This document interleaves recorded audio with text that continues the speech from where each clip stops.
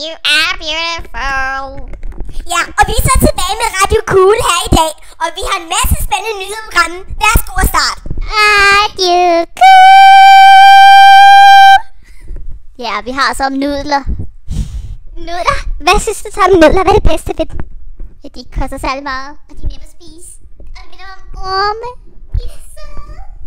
orme. Og slanger. Hvad synes du om slanger? Jeg hader slanger. De minder om sofa, når man rører ved dem altså. Sofaer. Ja, fordi jeg var ikke engang i zoologisk have i min klasse. Og så røg det sådan en slange, så mindede det faktisk om vores lille sofa derhjemme. Det må da virkelig være ubehageligt. En ubehagelig oplevelse har det ikke engang der traumer for livet. Jo, jeg hader virkelig slanger. De er så virkelig ubehagelige at være sammen med. Jeg elsker slanger. Det er mit yndlingsdyr. Og nu skal vi så have en sang. Den vil Christina lægge ud med. Lille Peter kom, kravlede op ad muren.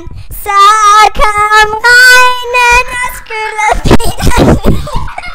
Så kom solen, tørrede Peters krop.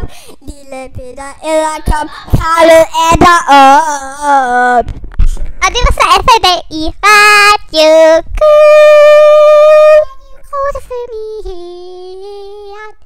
Vi slutter for i dag, farvel.